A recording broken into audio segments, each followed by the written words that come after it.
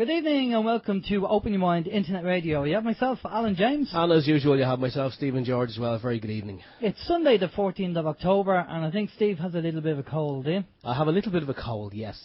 So be nice to me, or I'll sneeze all over. Okay, right. Our guest on tonight's show is going to be Paola McEwen. She's a medicine woman, visionary and mystic. And around 8:30 we're going to have Dave Darby coming on to give us a quick update on what the Sovereign Independent newspaper is going to be doing or what it's doing at the moment. But before that, we'll go and get our communication channel sorted out. Absolutely, yes. If you'd like to send us an email, you can do so, info@oymireland.com. You can send any emails throughout the show. We also have the guest book on the website as well. If you want to leave a message in there, that would be much appreciated. We also have the chat facility on the website as well, and there are several people logged in. We're actually monitoring three different chat rooms this evening, so yeah, we definitely have our work cut out for us. But yeah, you can log on to OYM. There's a little button on the top left-hand corner. Click on that, log in with your real name or a pseudonym, and you can join in the chat. You can also ask questions in there to our guest this evening, and also if you would like to give us a phone call, give us a ring, you can do so on. Give us a call on 046 927 1212.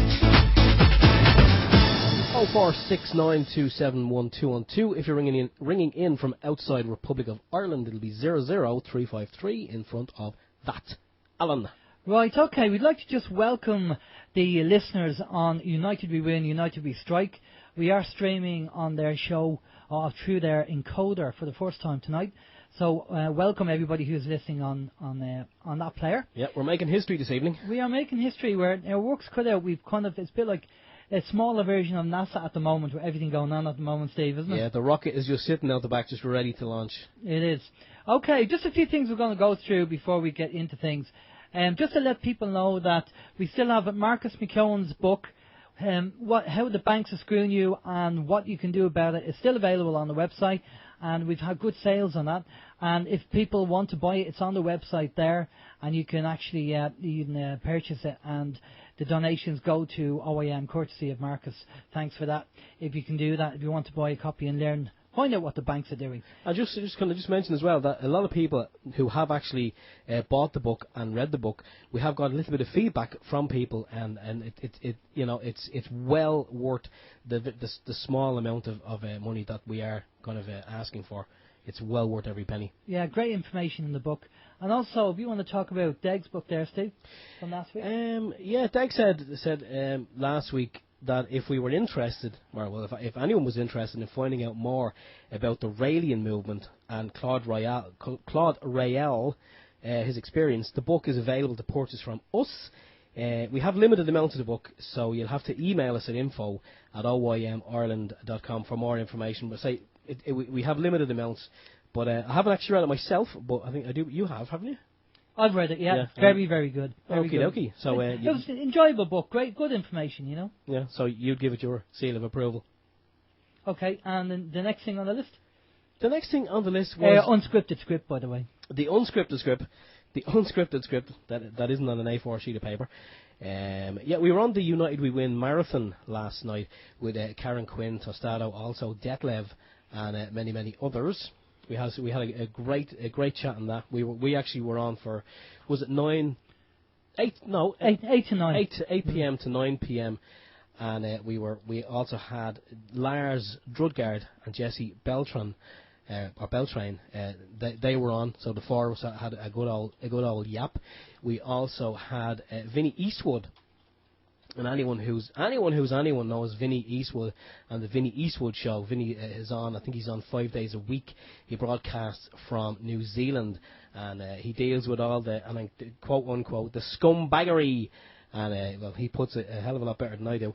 But yeah, we were on that last night. We had a good old yap, and it actually went very, very well. Good feedback from that. And the OYM was restreamed. We restreamed the whole, actually, the day of the marathon on AirPlayer. So if anyone happened to be on our website last night, you may have noticed that the player was active. We're also broadcasting live via United We Win, United We Strike into the United States as well, as Alan said. So we'd like to give a big Irish welcome, a big fáilte to all our US listeners across the pond. Fantastic. Now, last week we talked about emails and complaints and all that kind of stuff. And we're very fortunate that in all the time that we've been running, on one hand we can count the amount of complaints. So maybe I just spoke too soon. Because what happened was we had a big complaint that came in during the week over last week's show. So, in true Simon Bates, people who know Simon Bates, he was a DJ on Radio 1. And when there was a kind of a sad story, he always had kind of sad music to play in the background. So what we're going to do is, we're going to do the same thing, and we're going to read out the email that we got in, and we're going to take it paragraph. Steve's going to do the person who's angry at us or not happy about the show. So I'm playing the bad guy. You're playing the bad guy, and I'm going to read out our response as the good guys to the email that we sent back to them. So take it away, Steve. So just this is kind of a OYM theatre of the mind. So sit back and relax and enjoy. Right. Hi, Anon. Thank you for your comments. Let's look at each statement that you made, and we can talk about each one. You were discussing energy as if people knew nothing about it, and then criticising those in the freedom movement as being closed-minded and ignorant if they were not interested in that area. I think there is a difference between closed-minded, ignorant and not interested.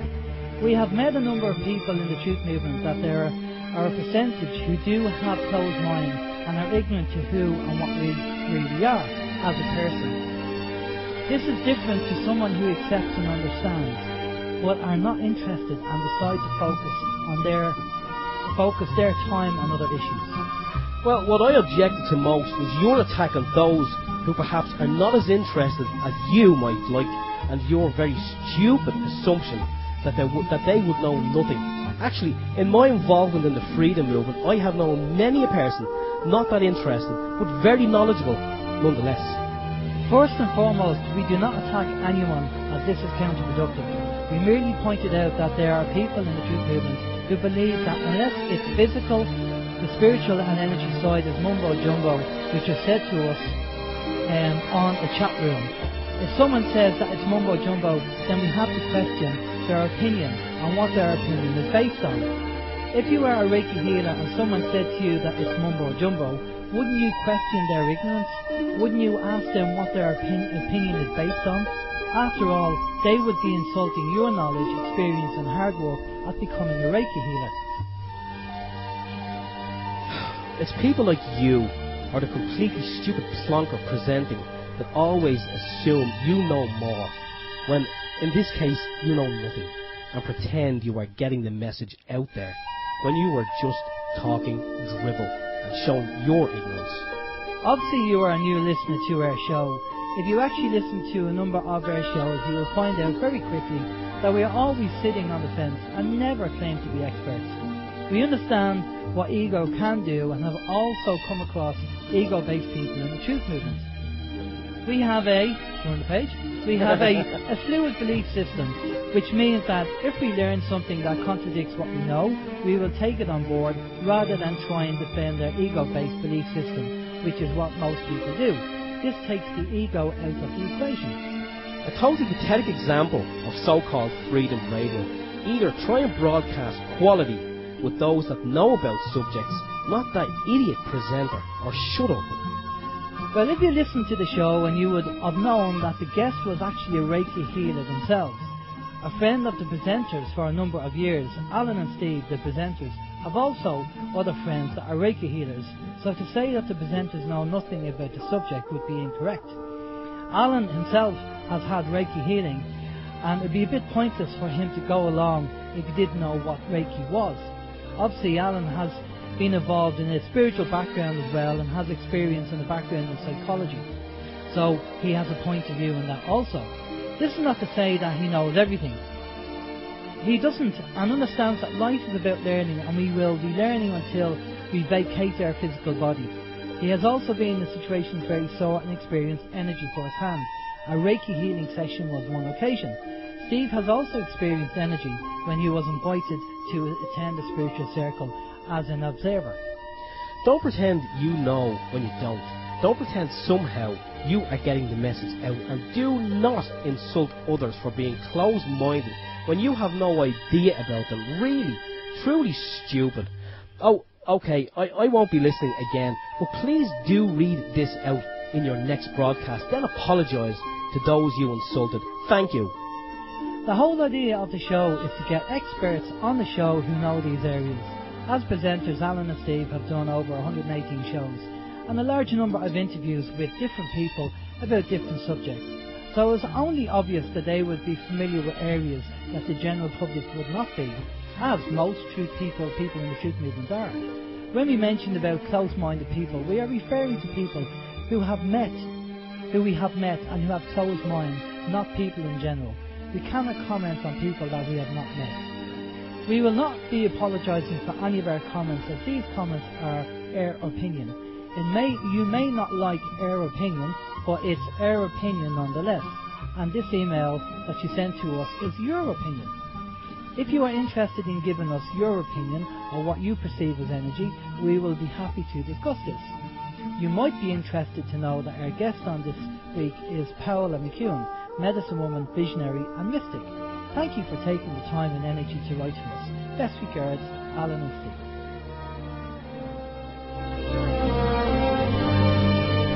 So, there you go. That was an email that was sent in, and having a go at myself and Steve about certain subjects. And obviously this person was a new listener to the show, so she obviously, formed an opinion based on the one show. But not to worry, we did get another good email in from a listener. And I have to say, the majority of the emails we do get in from our listeners tend to take this line. And this is a lady who sent in an email and said, I received all your emails and I am fascinated by the things you are bringing up and discussing that no one else has the nerve to do. It is like a breath of fresh air knowing that there are people like you and your friends living outside the box, as you put it. I heard your radio broadcast and I know I will be listening to it every week. And you have a new fan. Laugh out loud. So glad to be on board, Alan and Steve. Oh, and thank you very much for giving me about the book about the bank. It is a real eye-opener. She got one of the books, Marcus's books. Best wishes. And that's from a listener who, well, I'm not going to mention the name, but the listener knows who they are. So they're probably tuning in. So that's the general gist of emails that we normally get in. But, we've always said, if there's a bad email, we're not just going to push to one side and ignore it. We're going to actually talk about it and mention it on the show. Because, we don't think we're perfect. We don't strive for perfection. We just do what we do because we want to do it, end of story. And, we do get a lot of good emails, and we do get the odd, very, very odd, actually, bad email that kind of criticises it. But, even that email as well, we kind of read that and we had a good old chinwag about that email, and we kind of looked at that and then we looked at ourselves. Basically, we kind of done looking at ourselves in the mirror just to see from that person's point of view, was there anything in his email that may have been true that we could see, looking at what we said last week and kind of being criticising the way we ran the show. And obviously our response was based on the information that we came up with. And at the end of the day, I'm sure the person who wrote the email, although they said they weren't going to listen, I'm sure they are listening just to see if we did read it out or if we would read it out. And as you can obviously just heard, we did, because we do take the rough with the smooth, because we know that's the way it is. Yeah, that's it. Okay, onwards and upwards, Steve. How's your week? Well, after I got that email, Alan, I got severely depressed, so... no, it was a good week. Yes. I'm not going to say what I always say, but I'm catching up on a few things and really kind of paying attention to this upcoming bill. I'm trying to educate people. This children's rights bill. Yeah. Doing my damnedest to educate people on the contents of that and the way it reads and the way it can be interpreted or the way it can be misinterpreted. And there's a lot of people out there probably a hell of a lot more qualified than I am to speak on the subject, and they're putting the information out. I'm kind of robbing the information from them, and I'm kind of restreaming it, basically putting it out there on my own personal Facebook page for friends and family to, and, obviously colleagues as well, to see, and hopefully it will ring through. People will do their own research, because as we always say, don't believe a word we say, because we don't know it all. We don't even know anything. I mean, when you think about it, in the great scheme of things, what do we know? I don't know. But yeah, I'm putting that information out there because I think it's important that our children are protected, and by them, the parents, and not the nanny state, not the state. I don't want the state taking charge of my children and forcibly vaccinating them against my wishes. And so I'm kind of actively involved in that at the moment. I'm also still keeping an eye on what Aisling Fitzgibbon is doing with the Say No to Fluoride, the anti-fluoride whole thing. Check out her website as well for more information on that. She's just Googled the girl against fluoride. And other than that, now it's just kind of links, the links that you would send out to the registered users, just kind of checking them and checking them out. Yeah, that's about the size of it, really. How's your week? Yeah, just a couple of things on. I'm amazed how deep the rabbit hole goes, and it goes back to, we don't know everything. Every day we're learning something new, and we'll carry on learning until we pass over to the spirit world, I'm sure. And the rabbit hole goes very deep, and it's amazing the information you come across, and the people we talk to who know certain things that we haven't come across. So it is fascinating to talk to other people involved in different areas. One of the things that I'm looking at, and I was looking at during the week, was this kind of, a lot about the ascension and the energies coming to Earth from the sun, this energy coming. But I'm not seeing anything to convince me of that at the moment. I'm still seeing loads of chemtrails. Now, I mentioned last week about a few aches and pains, but I'm going to put that down to old age. Aches and pains. Well, at your age, that's to be expected.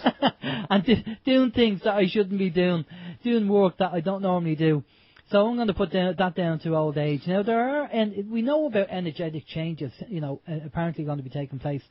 Obviously, I'm seeing a lot of chemtrails. You've seen the video, and if you haven't seen the YouTube video, go to our YouTube channel and have a look at the YouTube video of the chemtrails that I took. And did you see during the week there as well that certain governments are actually coming out and saying, yeah, we are putting stuff up in the atmosphere, viruses and this, that, and the other. It was the Swiss government, wasn't it? I believe it was, yeah. Yeah, they're actually out saying, yeah, we are doing it. Yeah, it's like, yeah, we are. So what are you going to do about it? Yeah, so, what I'm seeing is nothing but chemtrails, really, and certain situations around the world getting worse. So call me an open-minded skeptic, but, we do take things on board. We do listen to people. We do listen to what they have to say, but you have to keep an open mind, hence why we're open your mind. So just something to bear in mind. The other thing that was knocking about was there's a list apparently in Greece called the Lagarde list.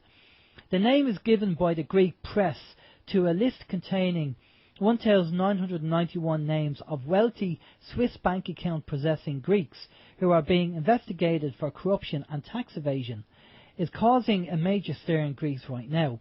Now, since Friday, 2 men suspected to be on the list have turned up dead in apparent suicides. So there is an awful lot going on globally in different countries. I mean, you just have to look at the news. I mean, the news is changing so quick that things are happening and escalating, and it's just amazing that so much is going on. So, and everybody's in the same boat. We're all struggling. We're all finding it hard, So we just kind of have to band together and get the information out there, and anything that can help each other, we'll that's what we'll have to do. But so that's really it, Steve. That's really it for my week. So what we'll do is we're going to bring our guest in now. Our guest is Paola McEwen. She's the wife of Marcus McEwen, funny enough, and she is a mystic, a visionary, and a medicine woman. So we'll be talking to Paola in a minute all about that. We're also going to be talking to Paola about 2012, and maybe we can talk to her about the ascension process and find out what's going on there. So good evening, Paola. How are you? Hello, and good evening. I'm very good and very pleased to be in your show. Great, thank you for coming on. I think what we normally do, Paola, is, as you haven't been on our show before, what we do is just kind of get a background of who you are, and maybe you can tell us about the kind of the medicine woman, visionary, mystic side of what you do. Can you tell us about yourself and them three things? Yeah, well, that's a lot of words. Basically, I help people to find themselves, and the reason for which I have decided to dedicate my life to do that, it's because that has been the journey I have been myself on since a very early age. So I believe in the spirit. I was born in Mexico City in a middle-class family. I went to a private school. I was reared up Catholic.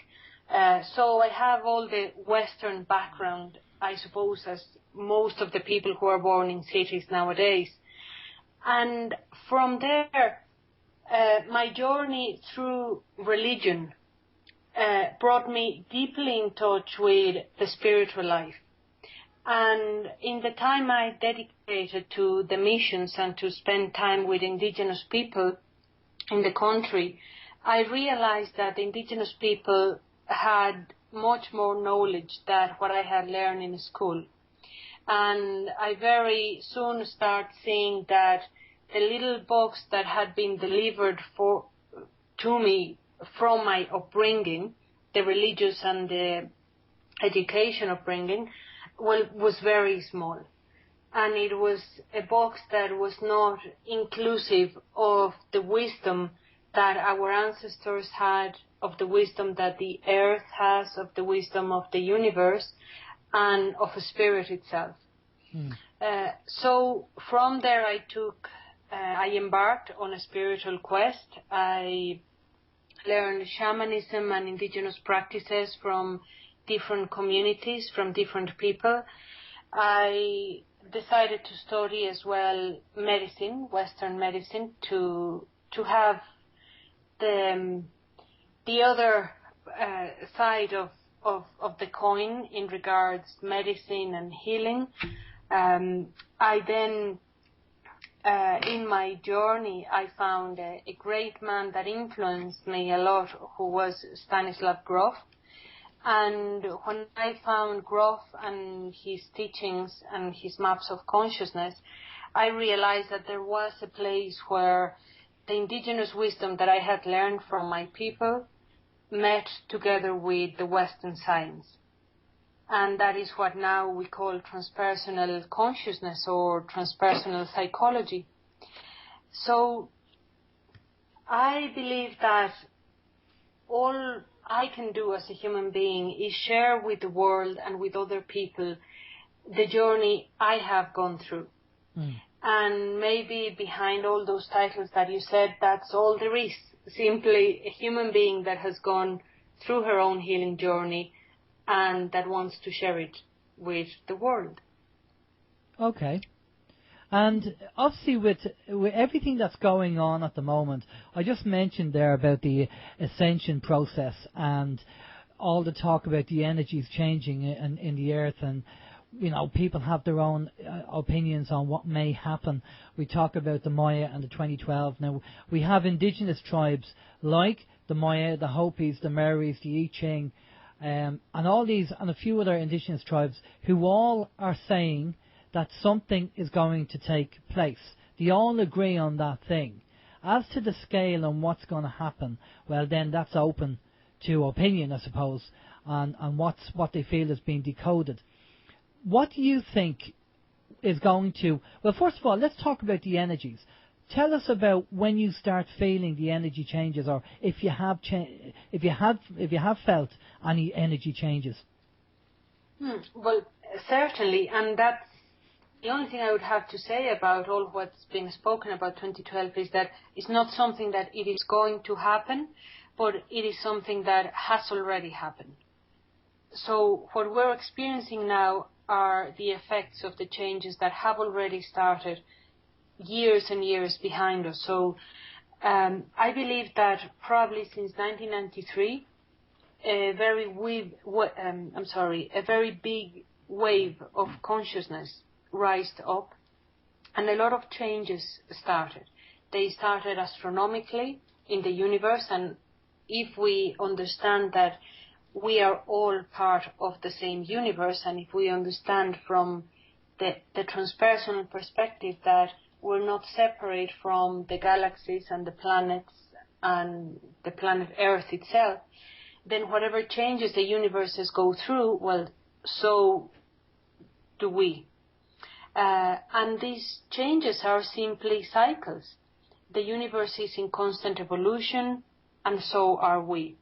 So when we bring this idea of constant evolution to our perspective of a human life on planet Earth, where we have to go to work and pay bills and deal with relationships and all those little things, which from maybe our human side they appear to be very big, then what we experience are changes from the perspective that whatever we knew to be stable, whatever systems we knew to be the ones that supported our thinking and our living, are crumbling.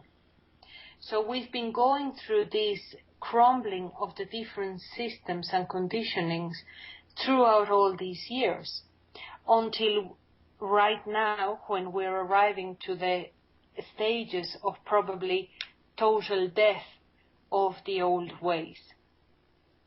Okay, so you feel the paradigm shift is actually taking place or has started in early 1993, and because of that shift we are now experiencing obviously the changes that are taking place because of that.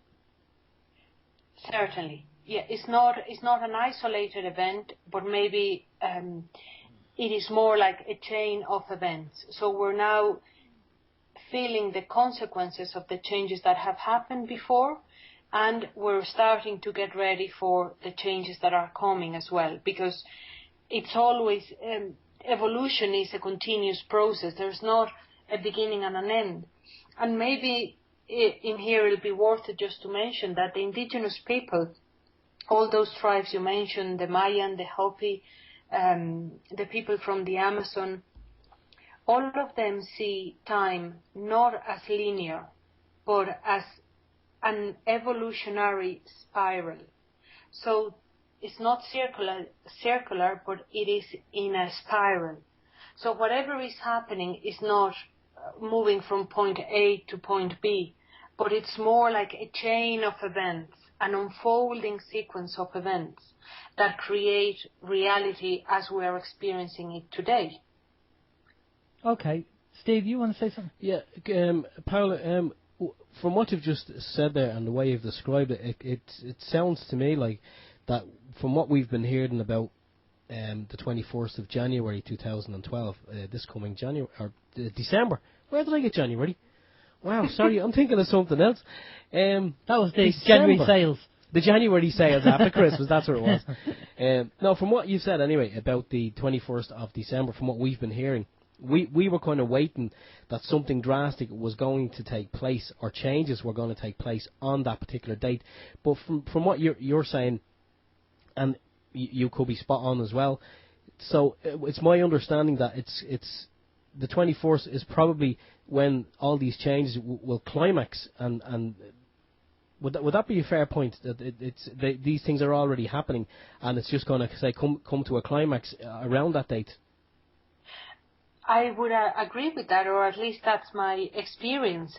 My experience is, as you're saying, on that day, there's nothing specific that's going to happen on that day, any different than what we experienced on the eclipse we had in May, on the alignment of planet Venus, of what we've experienced this summer, or what's going to happen astronomically with the next eclipse in November.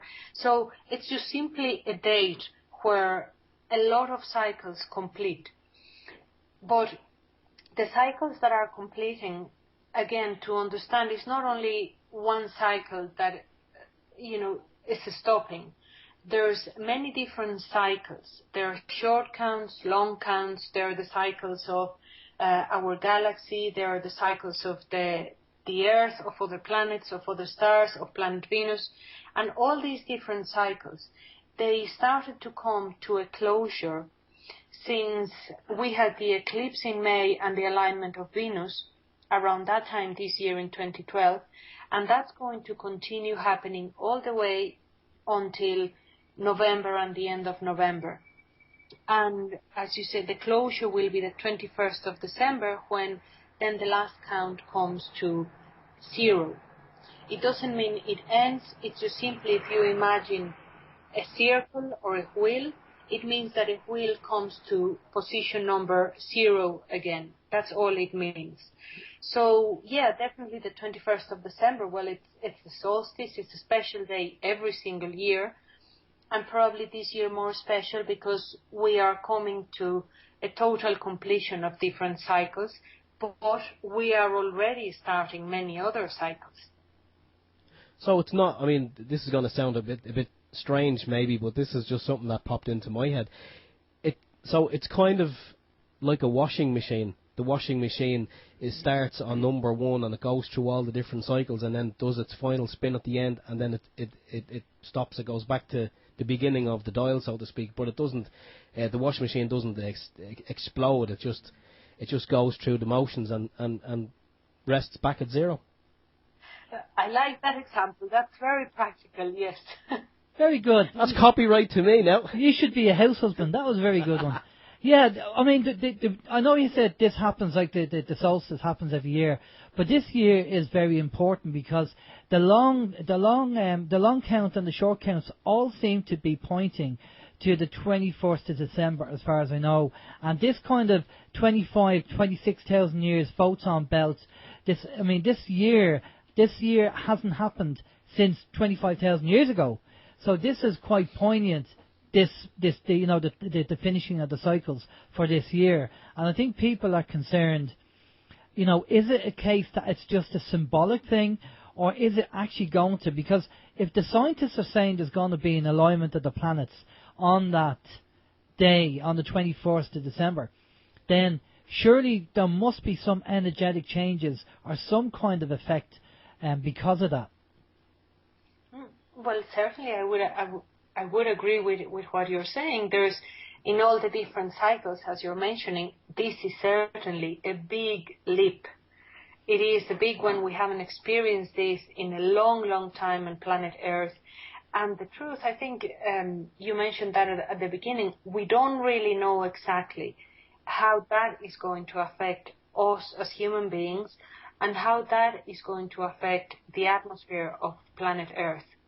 Now, the Earth has been going on for millions of years, and it has gone through a lot of physical changes, and life on Earth has died and regenerated many, many times. So to think that we're the only ones that have ever inhabited planet Earth, or that are the only maybe species that is alive and thinking in the universe, I think maybe it's a very narrow-minded perspective or vision. So yes, what changes are going to happen? Everybody has different opinions. From my experience, I do believe there's going to be big changes. I do believe when I say cycles are closing, when I say we're coming to the time of death and crumbling of the old systems, I don't mean this only metaphorically. I do mean it literally. And in order for death and renewal or rebirth to happen, chaos needs to occur in between. Because the only way in which something can be reborn is if it dissolves into chaos or dies from its form. So this sounds maybe very like a cliche in words, and maybe people have been hearing this so much that they cannot really tune in with what this means. But what it means in a society like our society, it means anarchy, it means chaos, it means probably war, famine, violence. It does mean all those things, because we're speaking about that the systems we have are no longer sustainable or sustaining life. So if they have to go, well, we will probably have and see throughout the next 20 years and then the next cycle of 20 years, a lot of changes in regards to our social arrangement. And that might not look pretty. No, I can definitely say there's going to be a lot of disruption. There's going to be a lot of devastation, and not just from a planetary point of view with the Earth changes, but there's going to be, I mean, it wouldn't surprise me if martial law was declared in some countries, if not all countries, with everything going on. The Earth, we cannot carry on the way we're going. And myself and Steve have talked about this before, and we've said it's kind of like the birth of a baby. You know, for one to know we're men, so we only speak, you know, metaphorically speaking. You know, obviously we don't know anything about childbirth, but basically you have all the nicey bit where the actual child, you know, the woman's pregnant and she's due the baby, and then you have all the kind of the pain of the baby coming down the birth canal and the woman in pain giving birth, and then the baby is born, and then it's all, you know, forgotten about and everything else. And what we're going through, I feel, at the moment, is the baby going down the birth canal, and all the pain that comes with that. And I think, as you say, that has to happen. That all that pain and all the suffering that we're going through, which is not nice to say, but I do believe that we have to go through this to experience it, and because when we come out the other end, hopefully we'll never ever come. You know, we look back at this time and go, we don't want ever to go back to that again, to that kind of draconian way, the draconian system, and how it was run and how it was manipulated and controlled. But what I'd like to touch base with you on is the whole ascension process, because we've heard people obviously talking about this, and one person we came across was a chap called Tolak, and he apparently, and I'm just going by what he says, he does a lot of meditation and channeling, and he's linked to higher beings, and he doesn't have inside contacts, but he just says that he feels that we are going from the third dimension to the fourth and to the fifth, which is the dimension of light, and we will be there by January 2014. And other people have mentioned the ascension process also, and have said that we will be given a choice. When the time comes, we will be asked, do we want to go to the fourth or fifth dimension, or do you want to stay in the 3D world? And if you do, you will be put on another 3D planet, not Earth, because Earth has to recuperate, because we've destroyed Earth, we've damaged Earth. And this is what, I know that sounds, out of the norm, but this is what we've been looking at, myself and Steve. And like anything, we keep an open mind to it. What do you think? What's your idea of this ascension, and how do you feel about that? Well, I agree with the information, and I agree with what you've just shared about the ascension. One of the things that the Mayan have always talked to us about is the shift in DNA, and this energetic shift, what it's doing is changing the vibration of this particular planet, well, and the universe around us, but in this particular point in the universe, vibration is changing and things are shifting. And I believe that in this plane that we've experienced, we've been going through the opportunity, or maybe just the natural evolution of jumping vibration, of leaping from a particular state of consciousness to a different state of consciousness. If it's third, fourth, fifth, or seventh dimension, I don't like to get caught up in the specific details of that, because I think everybody maybe have their own experience around that. But a shift in vibration, definitely. And that means that our DNA, the material we're made of, which comes from spirit and energy, but then it materializes into DNA cells and the body that we are, that material is going to activate. And a lot of the parts that we haven't been using of what composes a human being are going to be available to us. It's something very similar to what was out there, I think, in the television about this series of people having superpowers and having psychic abilities and being able to control fire and water and all different things. So that is a natural evolution in humankind. It's moving from a more from an animal form into a more evolved, energetic or psychic being. The different calendars of the Mayans map those stages or steps there of evolution. So I agree with that. I know it is happening. I don't think it's going to happen in January. The last years that I've been seeing people and sharing my life and experiences with people, I've seen amazing things on this regard. Working with children, I've seen enormous changes in the way children are open to their own psychic abilities and their own healing capacity and how they share them. So I don't believe it is going to happen. I believe it is true. I believe it is happening. Now, the part that sometimes I feel maybe we would like to see things like a movie is that as if somebody is going to come to us and very calmly ask us, okay, so where do you want to be? You want to stay here in the third dimension, or you want to come with us to the fourth dimension? And that's the part where maybe my experience differs a little bit about that.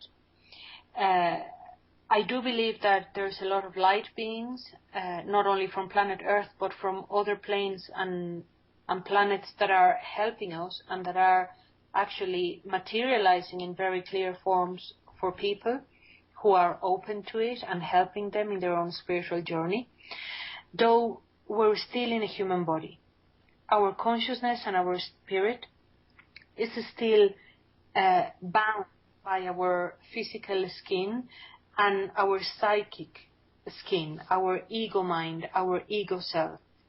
So when I speak about a shift in vibration, it's almost as if right now where you are, as if somebody plugs you into an electrical current that is much more, it has a higher voltage than the one you're in at the moment.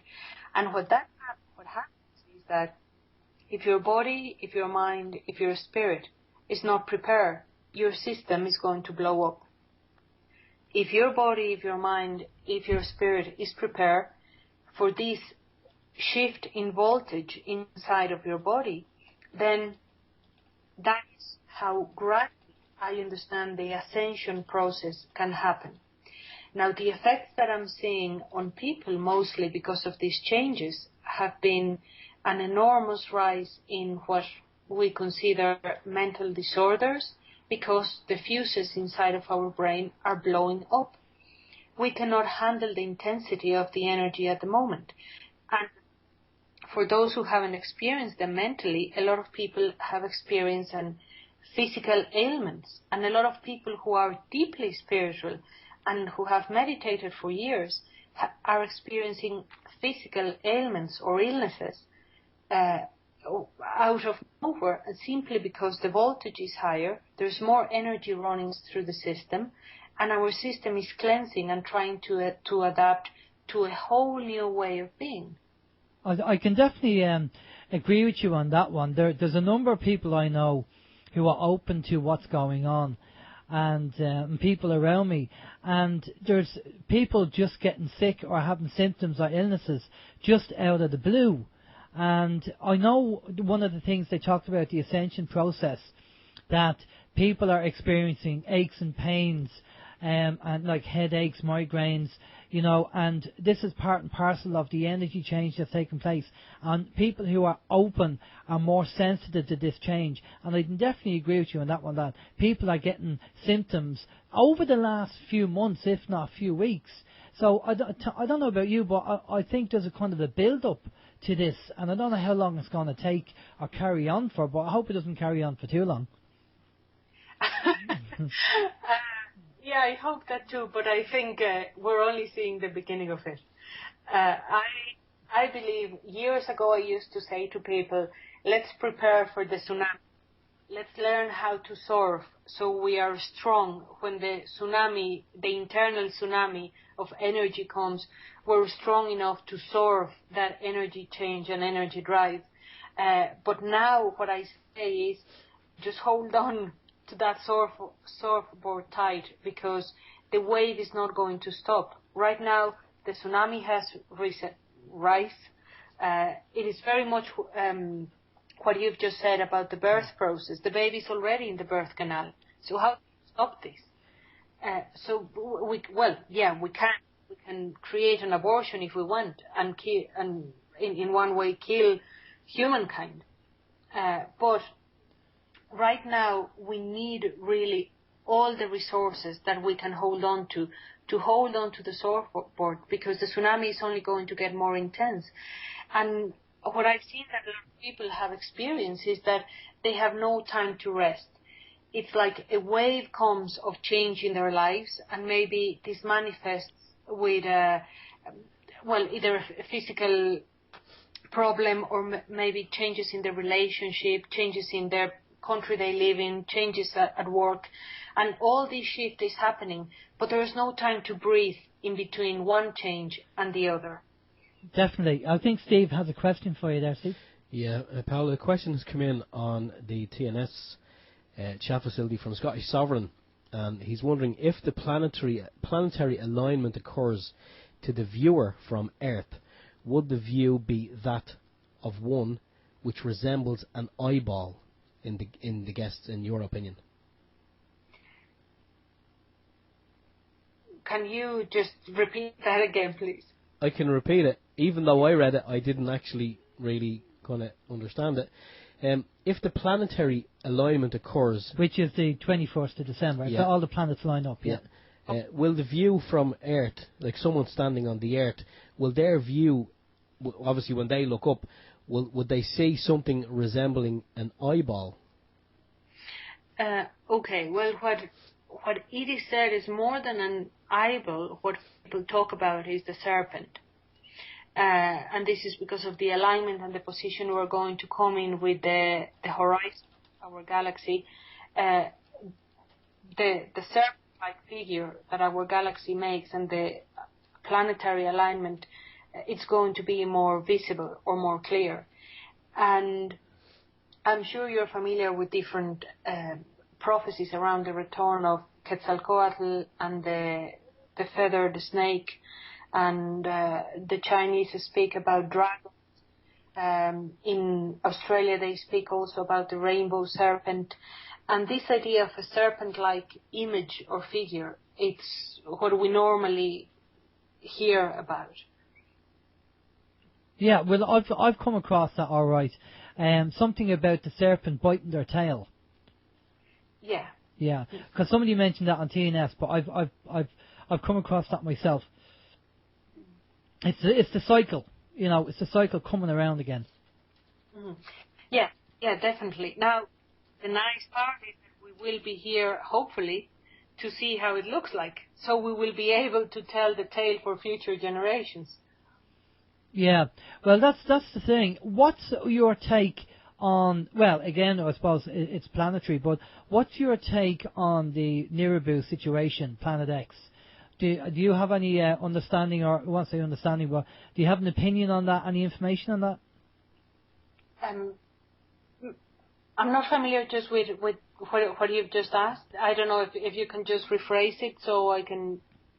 Yeah, do you know we people have talked about Planet X or Nibiru, and Nibiru is a planet that apparently is in our solar system, and they say that it's going to come in to near Earth.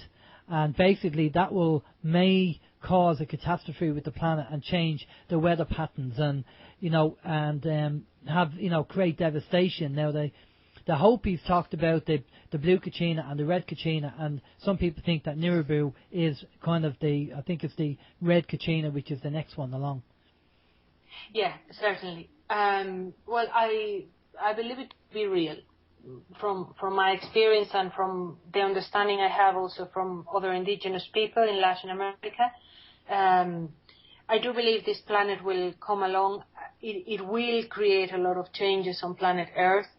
Again, we always speak about maybe natural disasters and things like that, but until it doesn't happen and until it doesn't come close, we won't know exactly what we're going to experience. Normally what people speak about is that at these times it's the time of the wizard of water, and most of the maybe what we could call disasters, which are just simply shifts of the atmosphere or planet Earth, will come through water. So they speak about that, big tsunamis or the rise of the the sea rising up at the coast areas, and with that the shift and the change of what we know as the land or the continents today. Now, the most important part of this planet coming close from different cultures is the inhabitants of the planet and who they are, what is their function, what is their exchange with humans, what is the history from before. And a lot of the different cultures have as their deities images or beings that they seem to be a little something in between animal and human, something in between lizard and human. They speak about reptiles, they speak about light beings, they speak about different families of intelligent beings having fought back to planet Earth before, some of them helping us, some of them against us. And although this might seem a little bit like science fiction, I personally believe we're not the only intelligent species in the universe. And in the same way we have conquered over and over the countries and the continents, well, in the same way other intelligent beings might have traveled around the place, creating different societies. So one of the things about this planet is that it's the return of the gods. Now, which gods are they? Well, that's another story.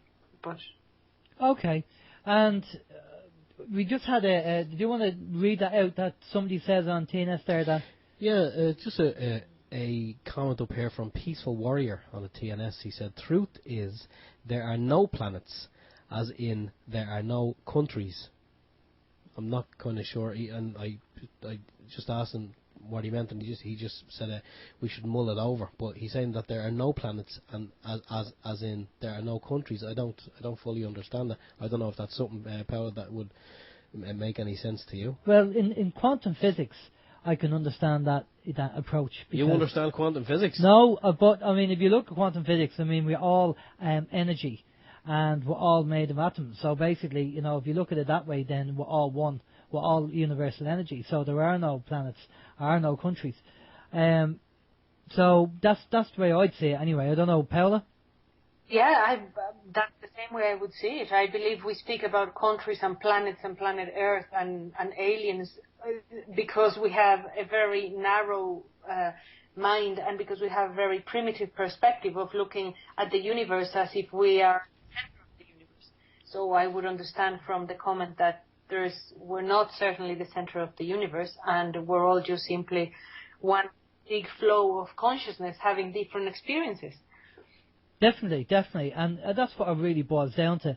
I think we have to look at the bigger picture, and being humans, we do have a simplistic way of doing things and putting label on things because it makes it easier to understand probably for some people. But you have to look at the bigger picture, what's going on.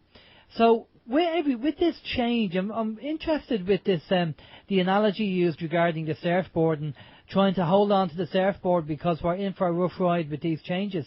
I mean, you're saying this is going to go on for a period of time. Are we talking, weeks? Are we talking months? Are we talking years? We're talking years. I believe it's going to be years if we follow the same count that we're following to say that the 21st of December is important or that the alignment of Venus in May was important. Those same counts, they normally move, well, I'm speaking now from the Mayan perspective. They are always put in groups of 20 years. So a group of 20 years will finish this year in 2012, and we're going to start a cycle of another 20 years. So the next 20 years are marked by the energies of scarcity and famine. And then the following 20 years are marked by chaos, by maybe natural disasters and anarchy and wars. Now, when I speak about that, we have to understand the way the Mayans made their prophecies. It's not that they were seeing the future and trying to predict what was going to happen. What the Mayans were writing about was things that happened when there was a similar alignment on Earth. So they documented everything, and with the help of, well, we can say spirit guides or helpers from other dimensions, if we want to say, they created a map of what were the characteristic energies of the different cycles. And in the same way, we know that once for example, for a birth process, once the labor has happened, the waters break, the baby passes through the birth canal, and then it comes out the other side. Well, in the same way, the Mayans know there are certain cycles that we have to pass through in order to be reborn. So the next 20 years, there are going to be cycles where we're probably going to be squeezed, where things are going to change, but that is the death that we're talking about. And then followed by that, then we'll probably see shifts on the earth as well. So I believe this is the beginning. I don't believe this is the end. I believe this is only the beginning of the changes. Okay, so well, it looks like we'll have to store more food, Steve, and for quite a bit of time, I think. Not at all. We won't need it. We just need plenty of atoms. Atoms. 20 years, 20 years of famine, and then 20 years of chaos. Well, I mean, I think we're getting a fair share of chaos at the moment, and with the way things are with the monetary system at the moment, I'm sure you know, Paola, there's people struggling at the moment to feed the family, feed the kids. Money's very tight, and over here in Ireland, as you know as well, that the Irish government are just throwing on tax after tax after tax, and just really affecting the population of the country, without any complete disregard and without compassion or empathy at all. They just don't get it. They just seem to be, towing the rope for the IMF over in Europe and just not giving a damn about, how many people are suffering in Ireland. I know you and Marcus are now over in Mexico. How are things over there? Because we've heard that obviously Mexico is very violent, loads of drugs, loads of killings going on. Were you not concerned? I mean, I know you're native of Mexico, so you're probably kind of used to it to a certain extent. But are you not, when I say used to it, you've lived there? Used to the violence and the drugs? No, well, if you've grown up with it, I mean, we originally grew up in Dublin, and there was an awful lot going on then. We just probably weren't aware of or privy to what was going on. Yeah. So how do you compare Mexico to Ireland? Well, one of the things that I always said when I was living in Ireland was that in all my years in Mexico, although since I was born, I've lived in an economical or financial crisis in Mexico, I never seen the likes of what I've experienced in Ireland. Not because of the financial crisis, we've had worse situations in Mexico, but because of the way the government was treating the people and because of the measures the government was using. I truly and honestly have not experienced in Mexico what has happened in Ireland. I do believe that the words you use to describe what's going on with the government and the financial situation and what's happening to people, it's actually a very light description. It seems that the government has become that devouring mother, that destructive force that is squeezing the child to death, that is suffocating the child in the birth canal. And it doesn't seem to be the particular characteristic that I saw in Ireland, let's say from a consciousness perspective, is that there doesn't seem to be light at the other end of the tunnel. It's as if the birth canal is closed, the baby is being squeezed out, there's no air to breathe, but there's no exit either.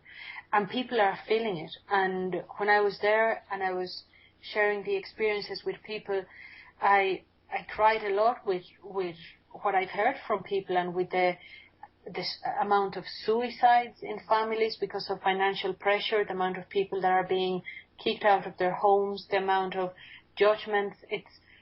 I find it really, really sad. I've seen hunger in my country, like Mexico. Well, there is hunger in different places. There is a lot of poverty, but that was something I had not experienced in Ireland. And I start seeing people from maybe a middle class, as you mentioned before, not being able to feed their children. And that was pretty sad. I actually feel that the situation in Mexico is a little bit better. The situation with the drug wars and the killings, it is terrible. It is absolutely horrible. It's not everywhere.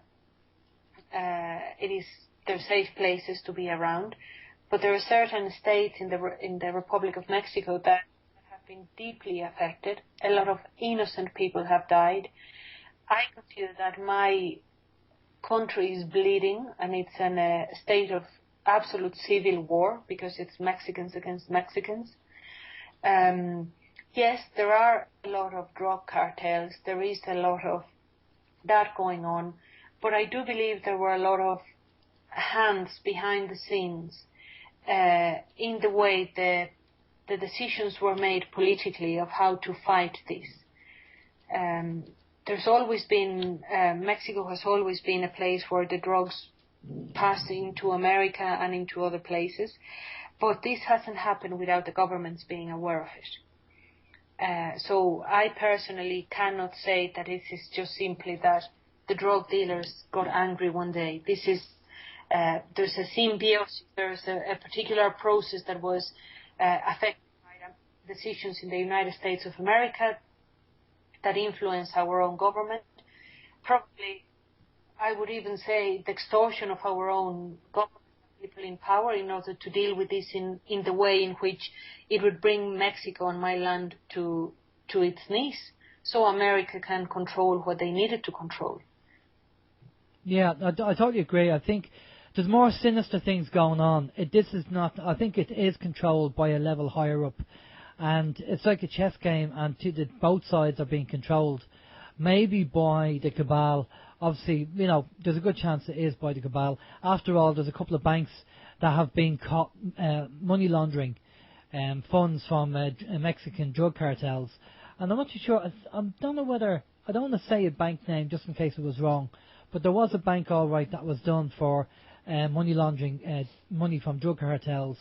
And we're talking major money, a lot of money. And I know one of the things in Mexico, they were trying to find somebody to be the chief of police or in charge of the chief of police.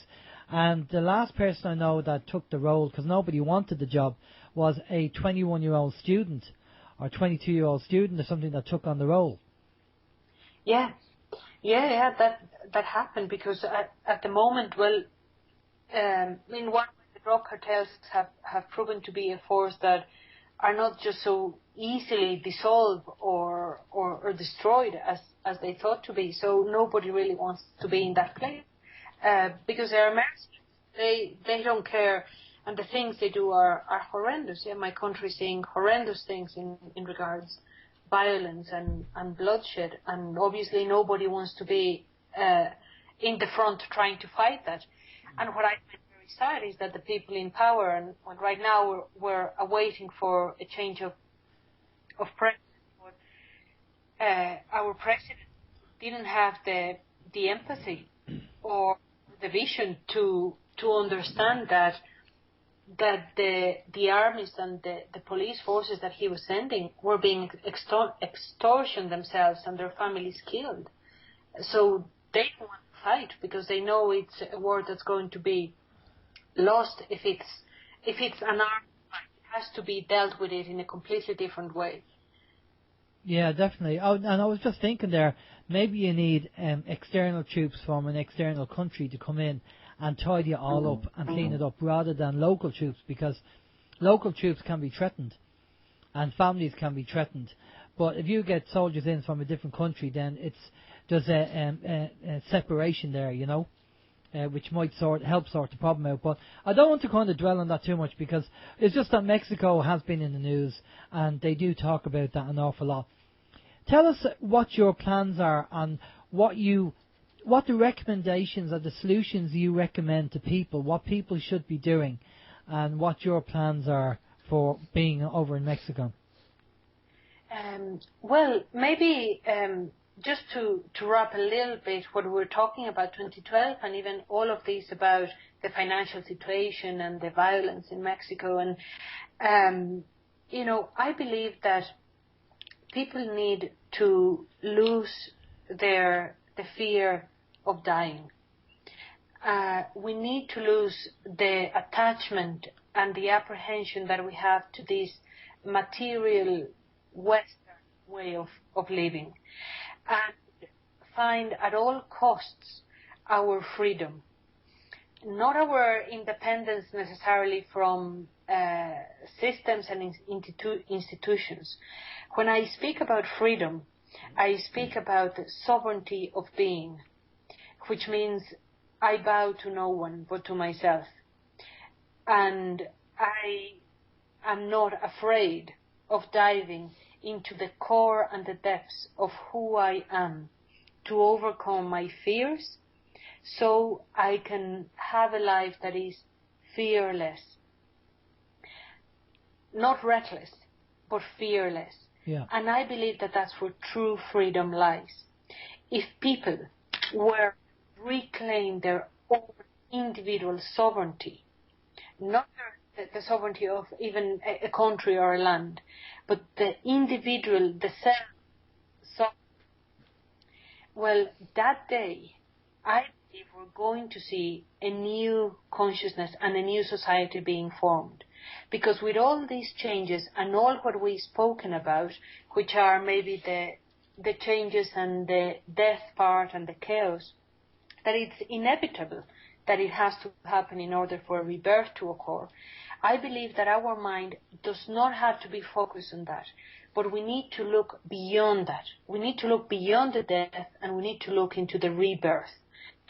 What is what I want to see being born on planet Earth? What is what I want to see being born in my own family, in my own home, in my own human body? Do I want to make my body a host of illness, of disease, of anger, of fear, of envy, of depression? Or am I going to make my body a host of love, of peace, of harmony? So wherever I go, I become a portal of light and a place of rest for the souls around me. So I believe that any talk about changing consciousness or about what's happening financially or all we've just spoken about, we can wrap it up saying, yeah, but sovereignty of consciousness, sovereignty of being. If you can truly find that freedom within yourself, you'll find internal peace. And if you can find that place, then what do we have to fear? Tsunamis, yeah, bring them on. Financial crisis, bring them on. Rebirth, death, bring them on. It's okay. But as far as our attachments and our focus remains in external things, in my home, in the house, in depending on the health system to be healthy, and on all those things, we are going to suffer the change. The change is not meant to be soft. Evolution is meant to be a beautiful process of growth and renewal. So why do we have to focus on the dark side of it? And the only dark that I see in this change is our attention to wanting to hold on to what is dying, wanting to keep alive what actually needs to die. So practice detachment and finding whatever way it suits every human being. Some have found meditation, others find walking, others find journaling, others find talking to beings outside or from another galaxy. That's okay. Whatever works for every human being, that's fine. But let's walk towards our own individual freedom. And if we can take responsibility for only our own lives, for finding that sovereignty of our own hearts, that's enough. That's all we need. Because with that, we will create then the society that is free and sovereign in spirit. But it has to start within our own hearts. And that is the project that we have in Mexico, to create a place and to work closely with indigenous people in order to give people a place of rest and a place where they can, through different ways, experience or find what sovereignty means for them. Yeah, I totally agree with you. I mean, I've always said there's only two emotions, love and fear. Take your pick. And that's what people have to do. They have to wake up and realise not to be in the fear. And, you know, we do get very tied to materialistic things. We do, houses being one of the main things, because that's what we're kind of brought up to. Now, get married and have a couple of kids and get yourself a house, and that's kind of the Irish way. That's the way that, you know, we were all kind of told to do, and that's just kind of part of the conditioning. But we have to accept the fact that the way the system is at the moment, there's a possibility that any one of us could technically lose our house because of the banks and the corrupt system and how the system is. And we have to be prepared to accept that fact. And, you know, as long as we can go somewhere or stay somewhere, then that's what we'll have to do. Try and make the best of a bad situation. Steve. What? Sorry, you looked at me as if you were going to say something there. No, I was actually going to say, yeah, I mean, as bad and all as these situations are, you know, like losing your house or losing a loved one, or, I don't know, being diagnosed with a disease. It's all those little things that I would find when these things happen, maybe on a small scale or on a grand scale. It's when those things happen, when you lose something, that's kind of when you start to find yourself. Yeah, I think it is. When there's a death in the family, or somebody's ill, or something happens, that's when a lot of people start to ask questions. And a lot of people that we've come across have said, because of a certain thing happening in their life, that's when the actual floodgates opened and they start querying certain things.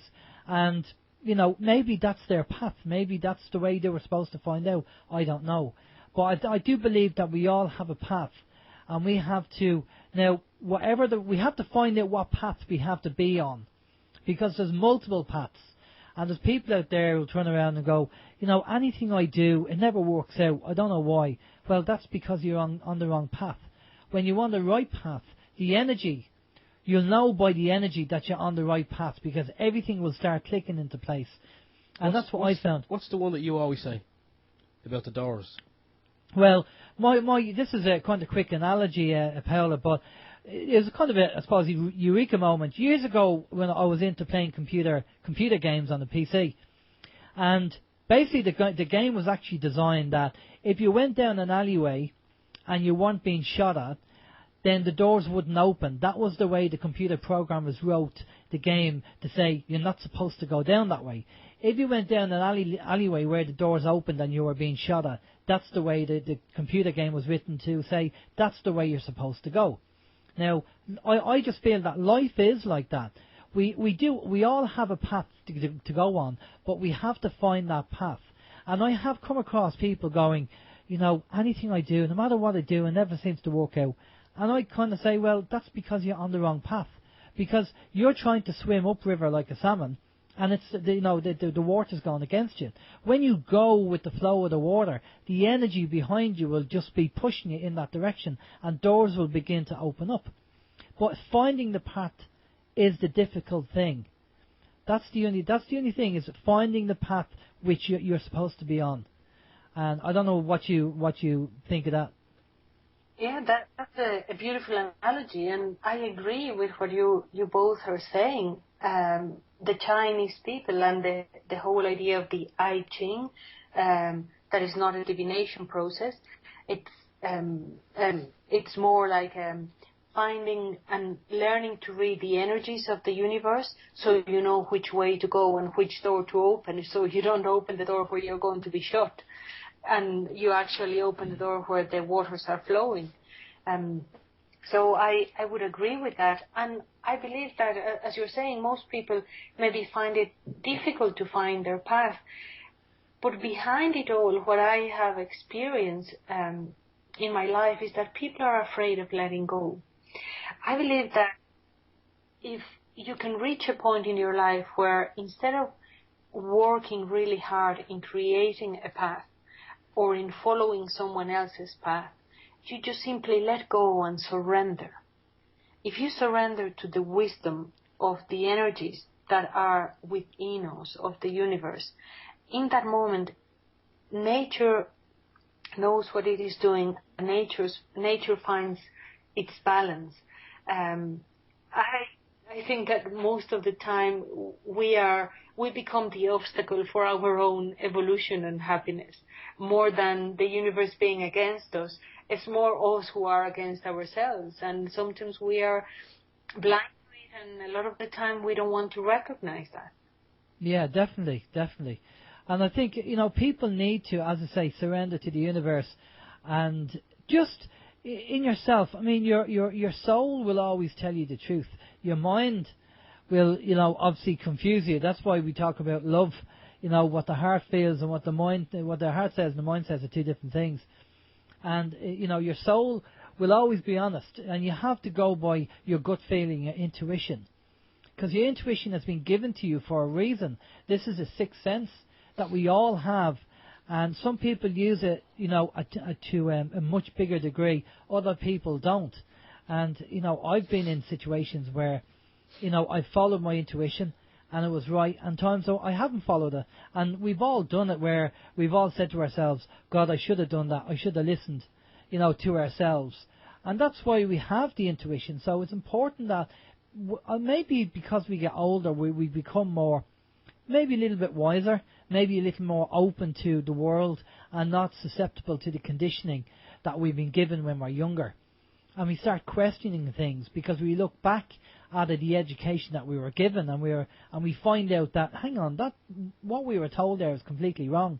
That's not right.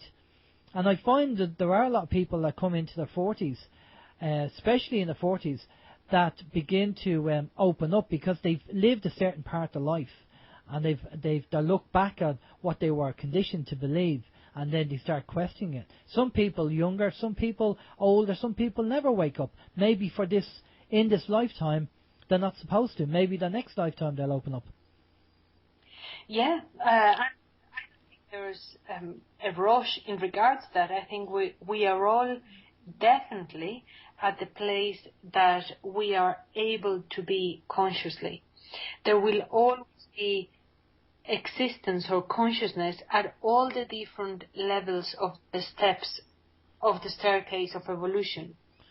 And for me, the journey into enlightenment or into this freedom is realizing that you can actually choose in which step you want to be in the staircase of evolution. So do you want to be at the bottom, or you want to move a few steps up or down?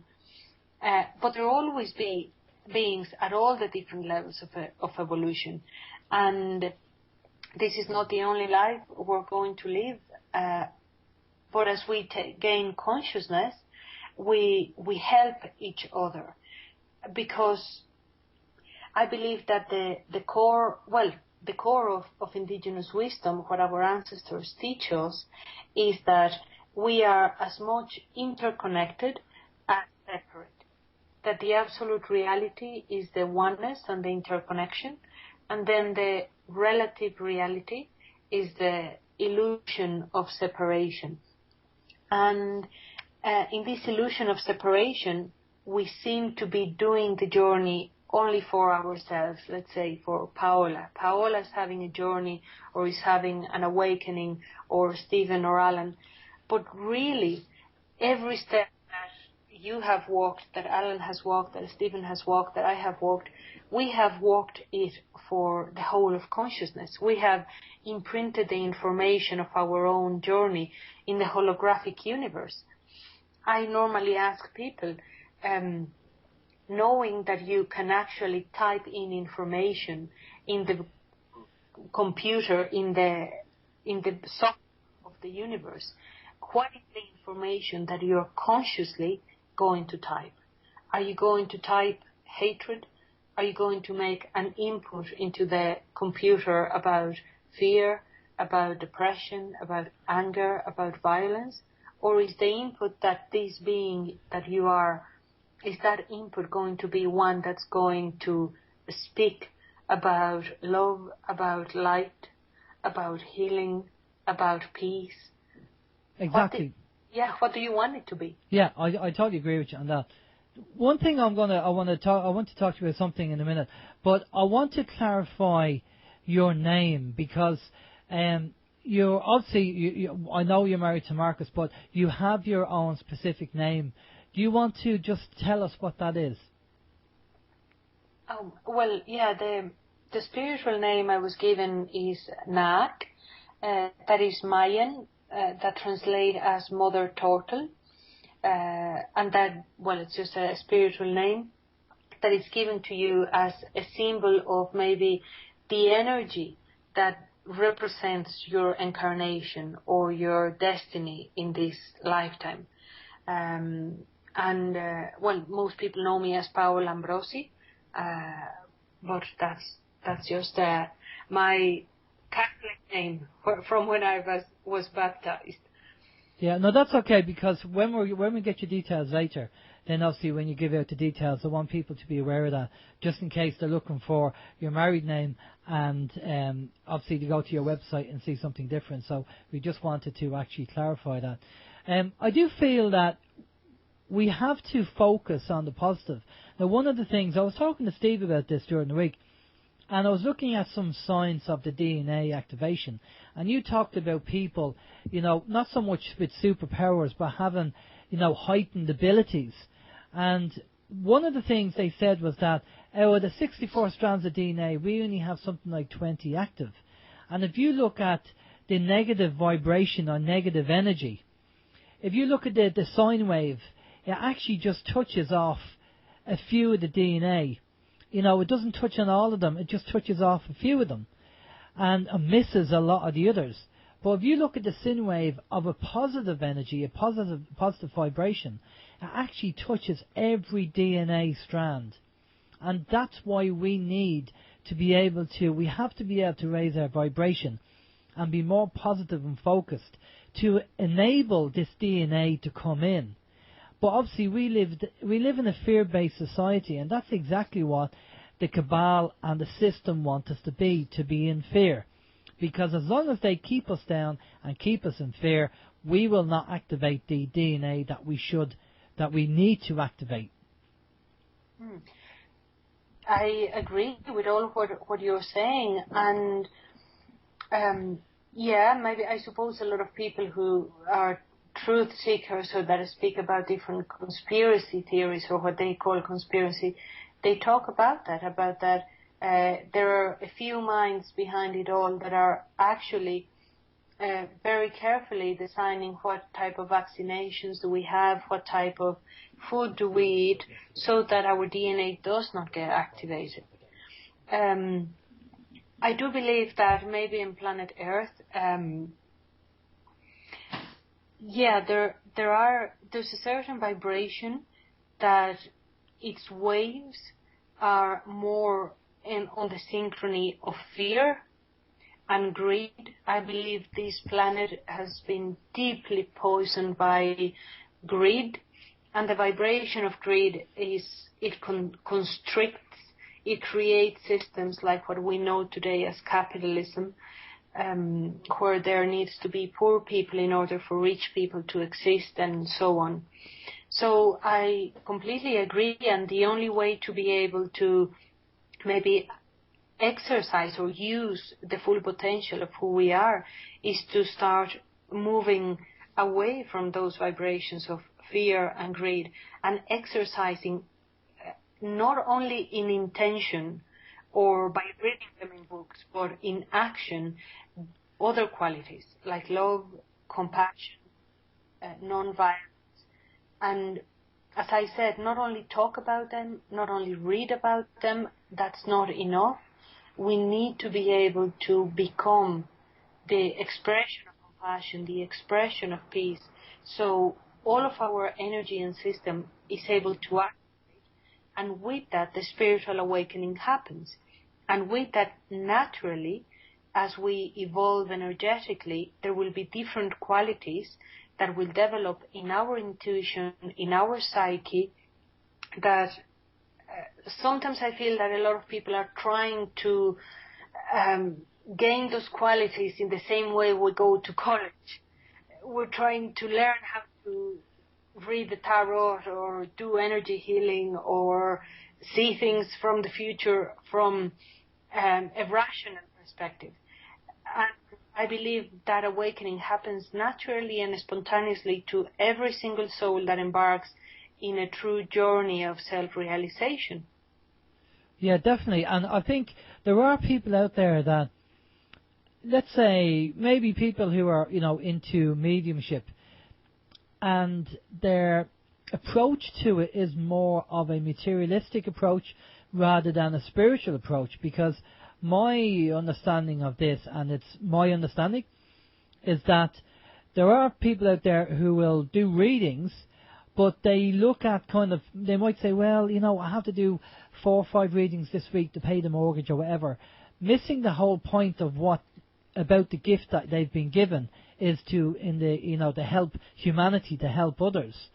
Because, the money flows where the energy goes to a certain extent. So you do it for the love of mankind and to help others. And then, money is just an exchange of energy. Mm-hmm.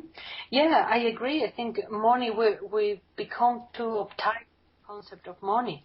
And it's, as you've just said, it's only energy. And in order for it to flow in a different way, well, the consciousness has to change. The consciousness behind it has to change. And, ultimately, what we need to survive is not really money. The idea that we need money to survive, that's a Western approach. And as far as we are caught off and attached to that, well, greed and fear will keep ruling planet Earth. Yeah, definitely. Well, the one thing I always say, and I don't know whether you agree with this, Paola, is I always say to people, you need to look at the 6 people around you, the 6 closest people around you, and see if they've got good energy or bad energy. Do they pull on your energy, or do you benefit from them? Because positive people and strong people who have strong characters and strong personalities don't pull on other people's energy because they're strong enough in themselves. So if you have 6 people around you who are pulling your energy on, and I know they call them energy vampires, then you need to really move away from them, try and stay away from them, or else replace them. Because they're only going to drain you and pull your energy. You need to get 6 people who are positive and focused, who will help you, because like attracts like, and positive energy attracts positive energy. So people need to be doing that.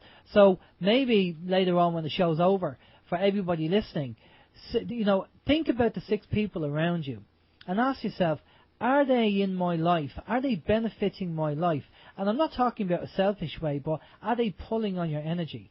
And I think you have to, for me anyway, I keep negative people away from me as best I can. I know family's hard because family's family, but I try and keep negative people away from me as much as I can, because they only pull on my energy and they don't do me any good. So what's the point of having them in my energy field and pulling on my energy? Yes, I agree. The energy vampires are no science fiction. It is real, and a lot of people feed from the energy of other beings. And I believe you're giving all the listeners a fair advice, and it's about applying common sense. Are the people around you making you feel better, or are they making you feel worse? Are you dependent on them, or are they encouraging you to be free? And using that common sense, it's then seek for the people who are going to make you free and who are going to empower you in everything you do. And the other people will create a distance. I had a teacher that he always said, when you meet a consciousness that is diseased with stupidity, which was what he used to describe as of people who tend to feed from others, then indifference, just walk away. Because this idea that we all must be radiant angels, irradiating beautiful love and light and we are all going to be a beautiful and trusting society, well, that's a fantasy. All the different spectrums of consciousness and creation exist on planet Earth, in the universe, and in the spirit world. And that means everything from what we consider the light to what we consider the darkness exists within ourselves and outside from ourselves. So we need to be able to choose which spectrum of light, which color of light we want to vibrate at. Yeah, no, totally. I totally agree with you. And of course, with this change to the kind of fifth dimension, which is the dimension of light, just going by what I've come across on the internet and what certain people have said, the dimension of light is obviously crystalline rather than carbon-based. And we will be able to, well, this is what they're saying, materialize the things there in front of us straight away in real time. Where we're in the third dimension at the moment, we're in 3D world, so materialization of things takes longer because, you know, just the way of the density of the 3D world. But I'm kind of very interested in the fact, you know, about this kind of change that's taken place, and I definitely agree with, you know, the whole health thing, because there's a lot of people coming down with illnesses and sick over the last few weeks, if not a few months, as I said, and I don't know what the best thing for them would be to, you know, is this the karma? Is this karma, or is this something that, you know, something else that's going on that we're not aware of? Is it karma affecting them? Well, I have to say it is karma. It is always karma, because it means action, and karma meaning action. It just entails, it's not good or bad, it's just simply whatever existed before you created a wave, and so you're now the manifestation of that wave of previous actions. So from that perspective, yes, it is karma. Now, from another perspective, we do have to consider that we're going through a deep collective shift. So a lot of what we're experiencing is planetary, is global, and we're not isolated in what's happening to us. Apart from our own individual history and previous actions and consequences, we are experiencing the actions and consequences of the whole of humankind. And a lot of our children are being born with a lot of terrible chronic or congenital diseases or malformations out of the product of or as a consequence of the actions that we have created as a society as a whole.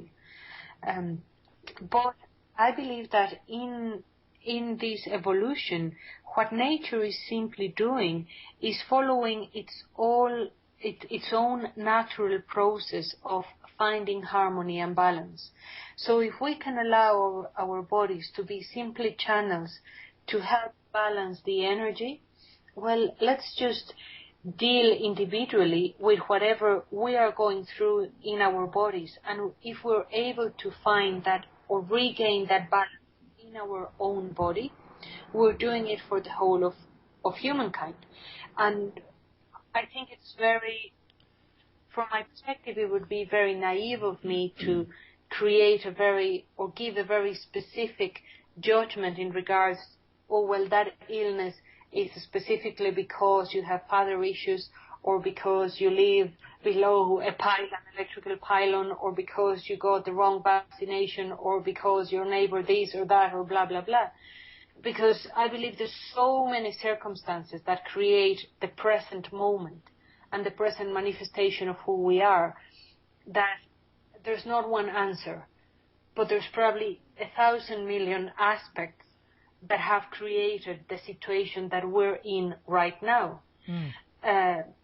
So if we can focus more than in finding the reasons of why this happened, in focus on how do I bring harmony again into my life. A little bit what you were talking before about the doors.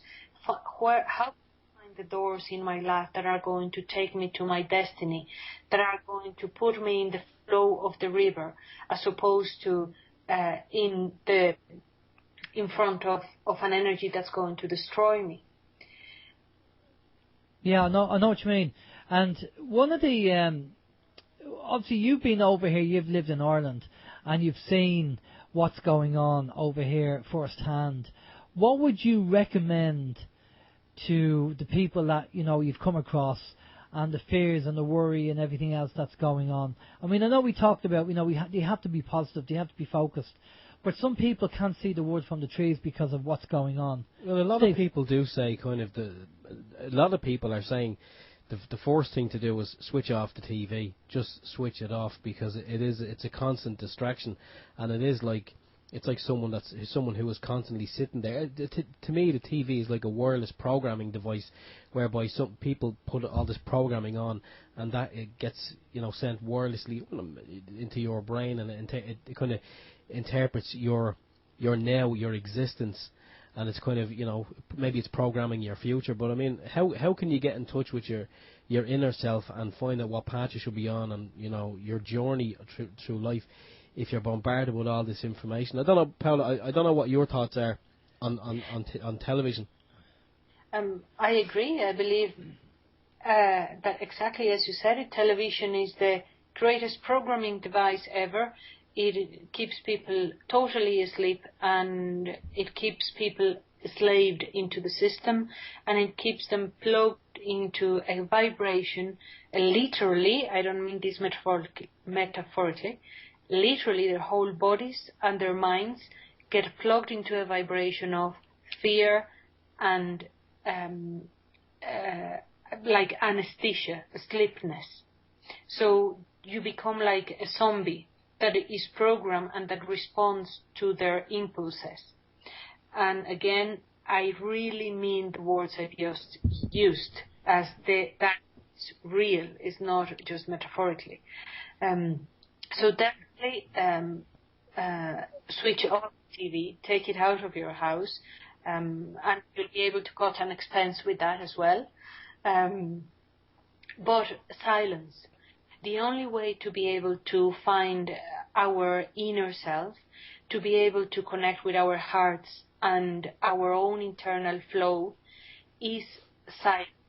If we cannot switch off the other programs that are constantly running, which are the distractions of maybe our work, the distractions of all the busyness of our life and relationships, and then coming closer the distractions of our own mind and our own thoughts, if we cannot find a way or a technique to be able to slow down and quiet ourselves, how can we find any flow? It's if the glass is full of water, how can you put more water into it? And in order to put more water into it, you need to empty the glass. So we need to empty ourselves. A lot of people who do deep spiritual journeys find that in the first experiences, they are experiences of purging, but not only purging physically, but purging from their minds. And they start having all these visions about maybe cartoons they watch when they were children, about television programs, about advertisements, and all the different things that we have just spoon-fed since we were born. And we need to go in one way through an internal cleansing of our mind, and then very carefully choose consciously what you put in. Not only food-wise, but only what do you feed your energy with? What do you feed your mind with? What are the conversations you engage with? How many hours of the day you spend criticizing? You spend speaking about negative things, because that is food for your mind.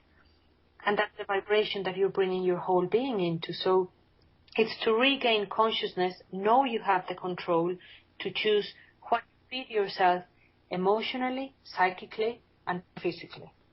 That's a very good answer. Just something else, Paola, that came up on the chat. Now, there was on the OYM chat, there was a couple of references to it, and I'm just going to throw it out there and see what your thoughts are on the cannabis plant. in relation to not so much getting the high on it, but just going to throw it in there for medical reasons and the properties that the plant has, and the fact that it has been banned since, well, my lifetime anyway. Mm-hmm. Okay, well, I would like to answer that not only for cannabis but for psychoactive plants in general. Cannabis being one of them, and many others that people know. Plants are the children of the earth, so as we are. They grow from the earth, they are food from the earth. Every single plant and tree that grows from our mother has a particular quality and carries particular, a different consciousness that helps us with different things. Some of them are extremely nutritious, some of them are full of iron, some of them are full of potassium, some of them have sugar, some of them have psychoactive characteristics. So what I mean with that is that some plants are like keys. They open portals into different vibrations. And that can be any door, any vibration. Each one of them works completely different and has its own consciousness and its own characteristic.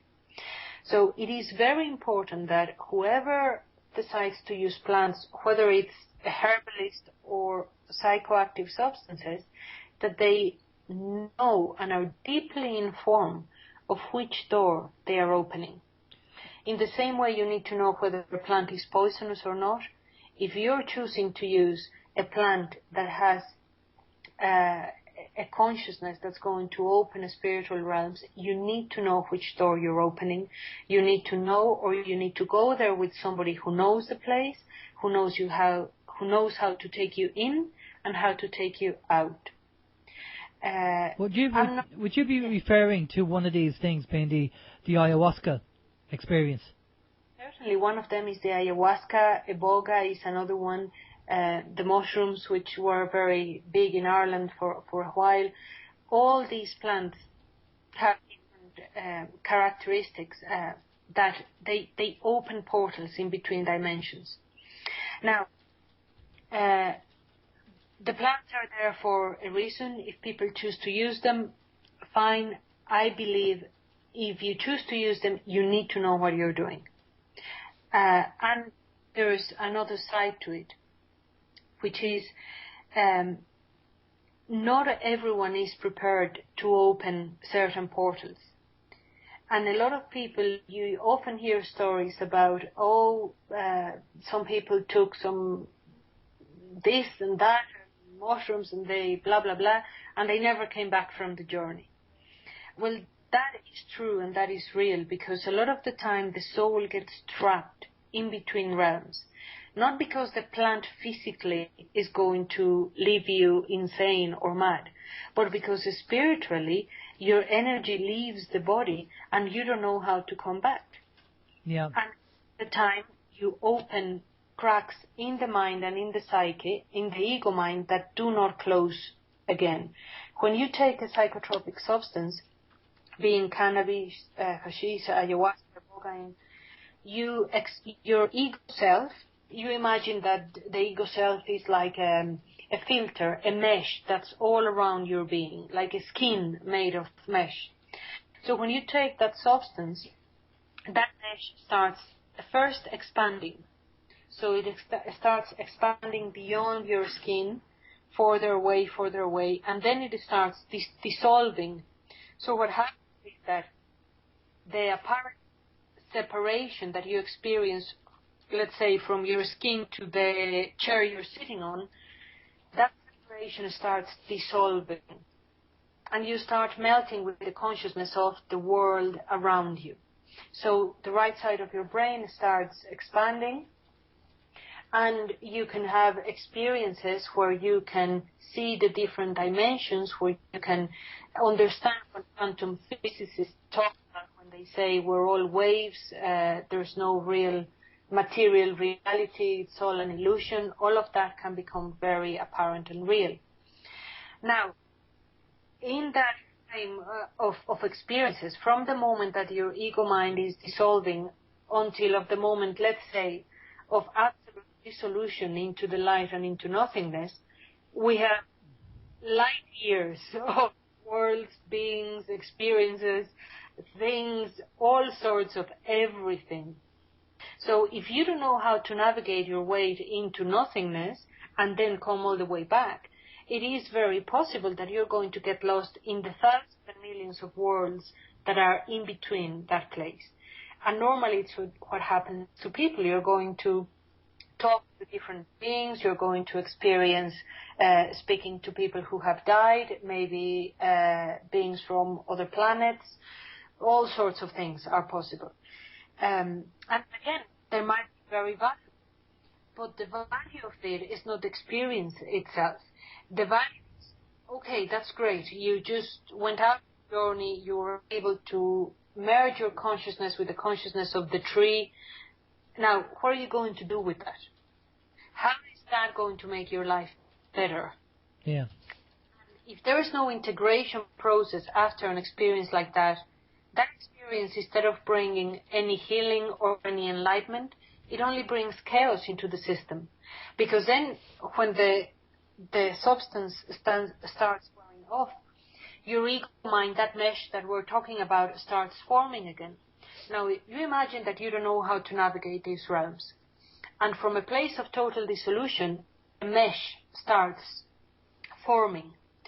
So maybe get in your mind the image of what a fisherman does when they throw a net into the sea and they pull it out.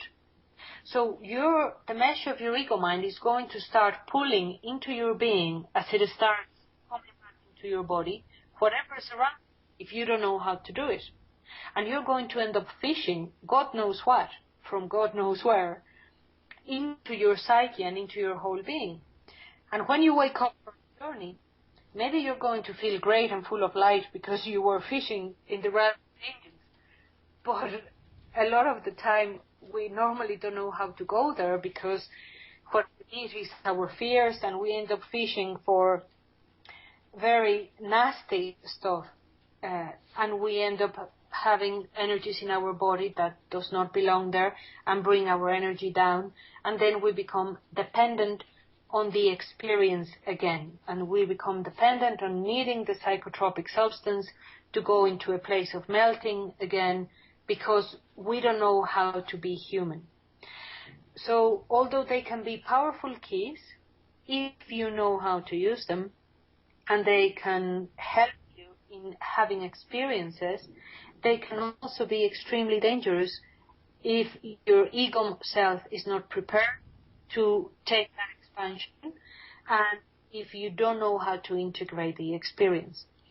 For example, a lot of different Buddhist teachers, some of them would agree with people having psychotropic experiences because they could experience the teachings, and then they would continue with the practice of meditation and prayer in order to keep moving step by step in the staircase.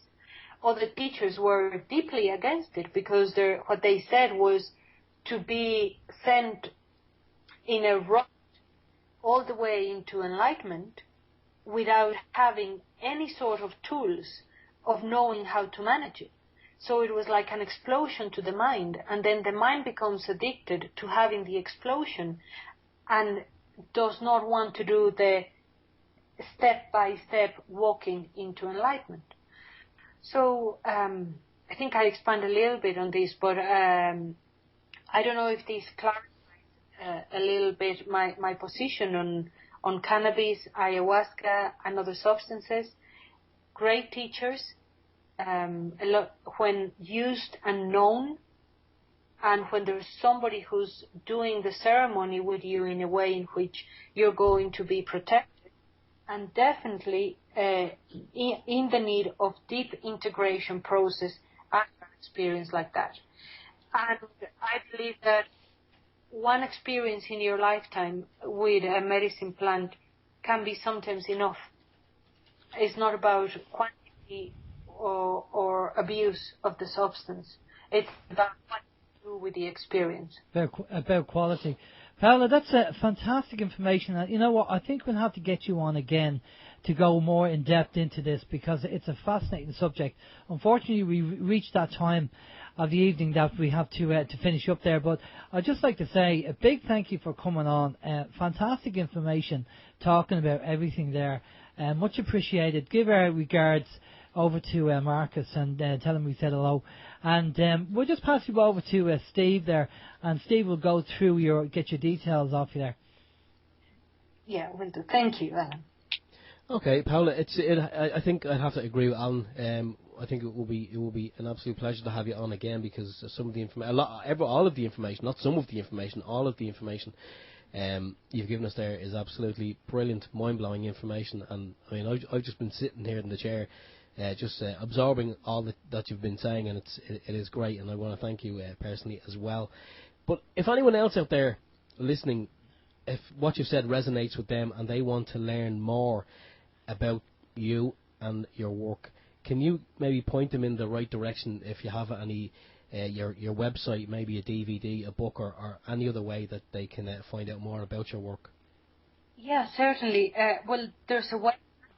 It is www.paolaambrosi.com. If you want to spell that, it's PaolaAmbrosi.com. In the website, there's the email address, which is info@paolaambrosi.com. The phone number is there as well. There is the DVD is coming out for at the end of the year, but people can stay connected. There's a database in the website, and if they want to stay connected, they can do it there. There is a book called Awakening Consciousness Beyond 2012, which I believe it's available in the website, and if not, I can make it available through yourselves as well, Steve. And there's constantly, at the moment, there's no dates for retreats, because as you know, we've just moved residents from Ireland to Mexico. But well, we will update Marcus's retreats and mine in a short while. And what is ongoing are the pilgrimages for peace. They happen every month in Ireland and in Mexico. If people want to tune in, it's a beautiful meditation outdoors. We normally do it on the sacred sites. It's been going on for more than a year, and it's an absolutely beautiful experience. But all the information is on the webpage. Brilliant stuff. Okay, Paola, just stay with us there, and we'll be back after this musical break. You predicted what the dot-com bubble before it happened, the real estate bubble and the crash before it happened. You predict the stock market crash of 1987. One World Chronicle and Celtic Gold are proud to present the #1 trends forecaster, Gerald Celente. November the 6th, Dublin, the Gibson Hotel. For further information and tickets, go to oneworldchronicle.com or celticgold.eu. Okay, we're fighting over who's coming back. Yeah, it was brilliant information there from Paola Ambrosi. Absolutely mind-blowing information. Yeah, we're just running very short on time here, but we're going to have a little announcement very, very shortly from Dave Darby. Unfortunately, Dave was just running a little bit late, so you know, things happen. So we will be making a small announcement in relation to Dave and the Solve Indo momentarily. We'll get me on in a few weeks' time. Now, the guest for next week will be, well, fingers crossed, I hope, will be Drake.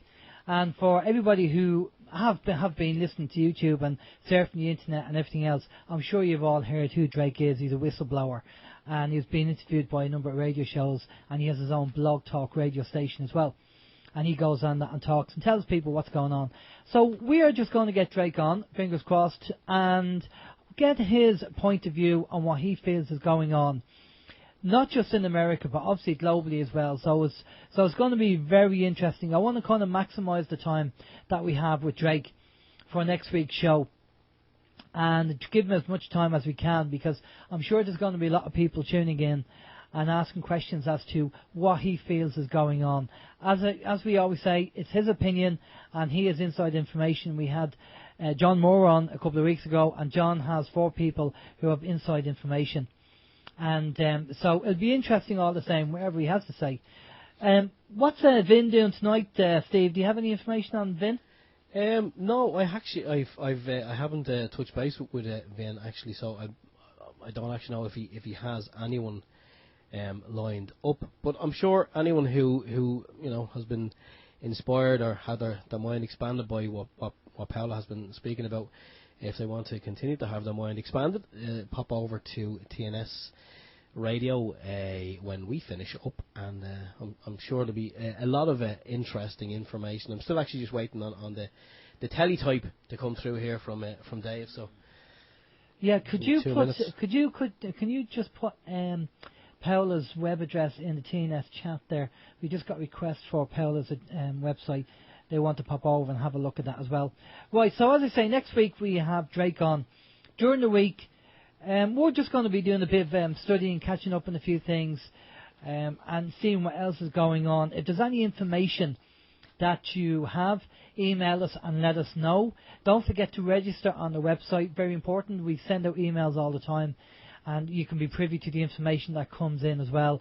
And if you can afford to donate €2, €3, €4, wherever you can afford, please do.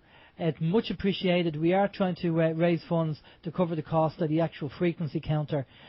What we did do the training with Lars and Jesse this week, and what came about the training was that we need to find the location we were planning to use was not going to be sufficient enough. So we're now looking for another location at the moment.